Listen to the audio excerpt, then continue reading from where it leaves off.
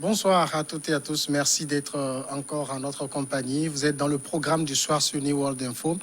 Et comme toujours, nous commençons avec le décryptage d'un sujet de l'actualité. Nous allons parler ce soir de la France. On va parler de cette nouvelle caricature du prophète Mahomet. Nous ne renoncerons jamais. C'est Charlie Hebdo qui le dit et nous en parlons tout de suite avec Mamadou Diouf, notre éditorialiste. Bonsoir Mamadou Diouf. Bonsoir Samuel. Nous ne renoncerons jamais. Charlie Hebdo a republié les caricatures du prophète Mahomet qui en avait fait une cible des djihadistes à la veille de l'ouverture du procès de l'attentat qui a décimé sa rédaction en janvier 2015. La haine qui nous a frappés est toujours là. Et depuis 2015, elle a pris le temps de muer, de changer d'aspect pour passer inaperçue et poursuivre sans bruit sa croissade impitoyable, assure le directeur de l'hebdomadaire satirique. Mamadou Diouf, est-ce qu'on doit parler encore ici d'une nouvelle provocation de Charlie Hebdo? Quand on parle de Charlie, est-ce qu'on peut parler de nouvelles provocations? La ligne éditoriale de Charlie, c'est la provocation. Eux-mêmes, ils l'écrivent carrément, c'est le journal de l'insolence. Donc, quand Charlie provoque, il n'y a vraiment pas de surprise en la matière. La surprise, c'est que quand ils disent tout ça pour ça, on peut à la limite retourner la même chose chez eux en leur disant, mais c'est comme si vous n'avez pas retenu la leçon par rapport à ce qui s'était passé en 2015. La provocation n'avait pas commencé là-bas, il faut le rappeler, ça avait commencé au niveau du Danemark. C'est un journal danois qui avait publié en premier ces images, qui avait entraîné des manifestations un peu partout dans le monde musulman, qui avait fait des morts d'abord. Charlie a republié par la suite et c'est ce qui avait amené l'attentat contre Charlie avec les frères Kouachi. Et s'il le republie devant le jour pratiquement du procès, c'est peut-être une façon de réveiller encore un certain sentiment de générosité des Français à leur endroit, parce que c'est ce qui s'était passé.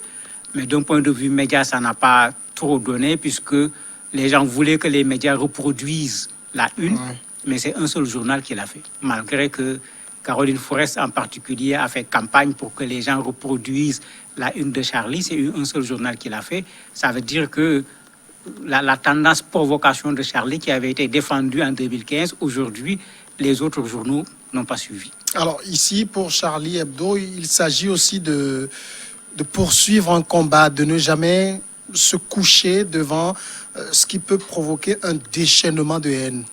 Oui, mais qu'est-ce qui provoque le déchaînement de haine? Si Charlie n'avait pas publié ses caricatures, est-ce qu'il y aurait eu l'attentat chez Charlie? Il ne faudrait pas également qu'on confonde la cause et les effets. Quand on veut qu'il n'y ait pas de déchaînement de haine, c'est le blasphème qu'il faut interdire. L'organisation de la conférence islamique, après les manifestations qui ont suivi la publication de ces caricatures par le journal danois, avait déposé au niveau des Nations Unies une proposition en demandant aux gens il faut qu'il y ait une résolution pour interdire le blasphème. Parce que celui qui croit, mais chez lui, le blasphème, c'est plus qu'une provocation, c'est une insulte. Il ne faut pas qu'on l'oublie. En ce moment, vous insultez la personne et vous lui dites ne réagissez pas, n'insultez pas, et vous considérez que c'est un droit, je ne vais pas me coucher, je ne vais pas reculer. Mais je crois que les positions extrêmes, il ne faut surtout pas les tenir devant les extrémistes. Parce que si Charlie s'adresse aux extrémistes en disant nous ne renoncerons jamais, mais est-ce qu'on a déjà vu des extrémistes renoncer? On a vu ceux qui ont fait les attentats à Charlie, ils ont préféré mourir les armes à la main. C'est-à-dire ils n'ont pas renoncé jusqu'au bout. Mais si on met côte à côte deux jusqu'au boutiste, mais vous imaginez où on va aller, c'est d'autres attentats qui vont venir. Et j'espère que ce n'est pas ce que Charlie souhaite à l'heure actuelle, puisque c'est vrai que l'attentat avait permis au journal quand même d'un point de vue économique de remonter. Ça, il ne faut pas qu'on l'oublie. Le journal était en train de mourir. Il y avait moins de 60 000 exemplaires vendus par semaine. C'est les attentats qui l'avaient fait renaître. C'est pourquoi certains même se posent la question, est-ce qu'en sortant les caricatures à nouveau, ils ne sont pas en train de faire un appel du pied pour que les gens achètent le journal pour le remettre également à niveau d'un point de vue financier? Mais on n'oublie pas aussi qu'on est en France. La France, c'est un état de droit, de démocratie. Et le président Macron parlait un peu d'un droit de blasphémer. Oui, mais c'est que le droit de blasphémer en France, il est curieux. Parce que si on blasphème sur l'épouse de Macron, vous allez voir ce qui va se passer. Quand on blasphème sur les juifs, vous avez vu ce qui se passe. Pourquoi quand on le fait sur les musulmans, on veut que ça passe? Il y a même mieux, si vous vous rappelez, au moment de l'attentat, dans les manifestations en France, des Français ont brûlé le drapeau français. Le président François Hollande avait été catégorique à l'époque en disant qu'il faut qu'on sanctionne ces gens parce qu'ils ont profané le drapeau français. Mais en quoi le drapeau français est plus sacré qu'un prophète? Il faut également qu'on nous explique de façon claire. Soit rien n'est sacré, tout est permis, soit il y a des limites. Il faut accepter qu'il y ait des limites dans tout. Donc quand on regarde ce qui se passe, c'est comme si les limites, on les retient pour un certain nombre de choses. Quand il s'agit de la religion en particulier, on ouvre la porte pour que chacun dise ce qu'il veut.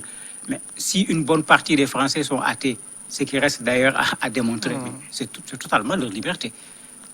En tout cas, la dernière étude américaine sur la croyance montre que 84% de la population mondiale croit. Mais pourquoi vouloir remettre en cause les croyances de ces 80%? Parce que tout simplement, il y a quelques pourcents qui ne croient pas et qui veulent nous obliger à insulter Dieu, à insulter les prophètes.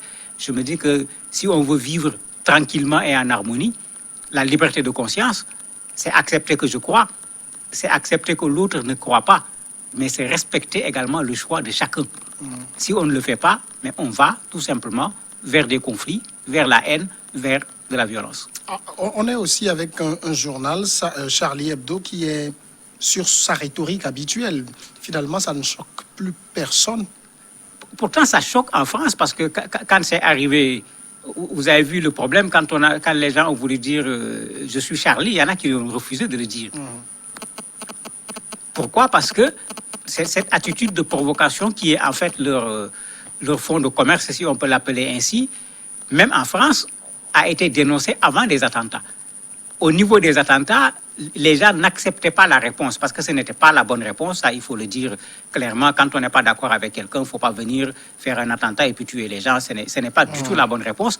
Et c'est à cause de ces attentats que les gens se sont retrouvés derrière Charlie. Mais avant les attentats, en France, Charlie avait été critiqué par bien des gens en considérant que ce n'est pas du journalisme tout court.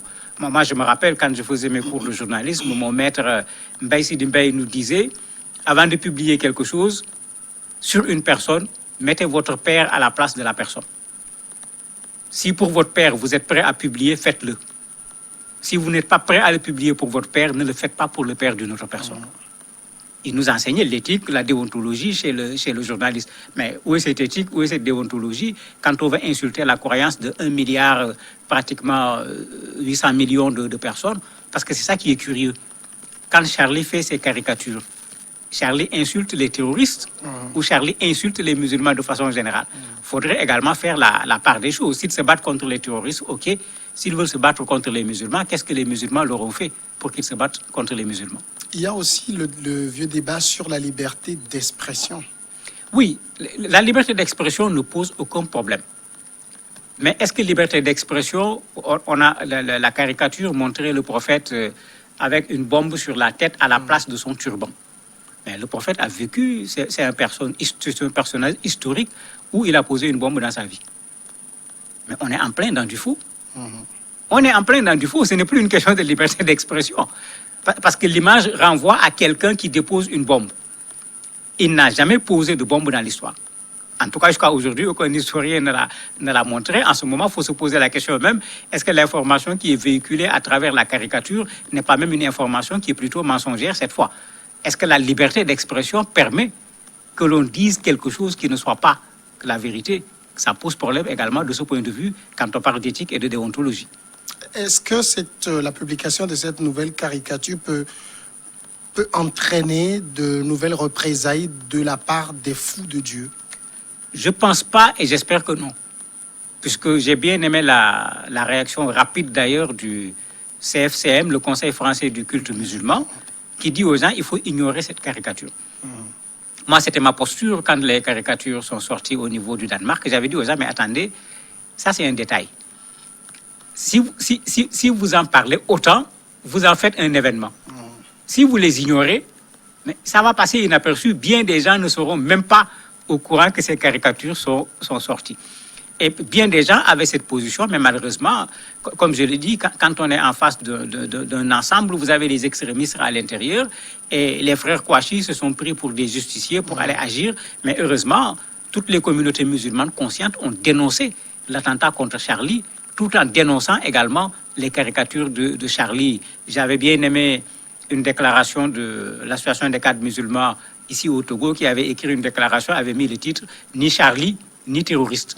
C'est-à-dire en rejetant les deux, parce que les deux renvoyaient tout simplement à de la violence. Et aujourd'hui, au niveau de l'opinion, est-ce que vous pensez que ces caricatures ont déjà commencé par avoir le même effet qu'ils avaient eu il y a 5 ans? Non, pas du tout. Parce qu'il y a 5 ans, si vous vous rappelez, dès que les caricatures sont sorties, les réactions ont commencé. Les caricatures sont sorties depuis pratiquement mardi midi, puisqu'on pouvait déjà les voir sur Internet. Et puis certains journaux avaient repris, on a vu ça un peu partout déjà, mais on n'a pas vu la réaction qu'on avait vue, puisque aujourd'hui, beaucoup de responsables au niveau du monde musulman avaient condamné à l'époque les attentats contre Charlie. On ne connaît aucune organisation islamique crédible qui a cautionné l'attentat qu'il y a eu au niveau de Charlie Hebdo. Et ça avait participé également à éveiller les musulmans sur le fait que c'est vrai, vous avez été insultés, mais même si vous avez été insultés, cette réponse n'est pas la réponse de l'islam. L'islam n'enseigne pas d'aller tuer quelqu'un parce que la personne m'a insulté. Ça ne pouvait pas être une réponse de la religion. Je crois que la leçon a certainement été apprise. Est-ce qu'il y a eu des mesures de sécurité particulières prises aux abords du journal Charlie? On ne peut pas parler des abords du journal, le journal est caché. Charlie ne dit pas, depuis les attentats, on ne sait pas où est Charlie. Actuellement, c'est ça leur méthode, personne ne sait où se trouve le siège du journal, ils sont complètement cachés. Le procès, vous avez vu toutes les conditions de sécurité qu'on a créées, puisque les gens savent qu'effectivement, quand on fait dans la provocation, il y aura toujours ne serait-ce que quelqu'un pour tenter de répondre à la provocation. Et puisqu'on ne sait pas c'est quelqu'un, ça sera qui, ça devient compliqué de vouloir protéger les gens. Ils avaient préféré carrément se mettre presque dans la clandestinité du point de vue siège et autres. Ceux qui continuent à travailler là-bas, chacun est suivi par une garde pour le protéger, etc. Donc, c'est des gens qui, finalement, ne peuvent même plus vivre comme les autres en voulant continuer dans la provocation. Amadou Diouf, merci d'avoir répondu à nos questions. C'est moi qui vous remercie. Nous passons maintenant à la pause, très courte, et après, c'est l'invité.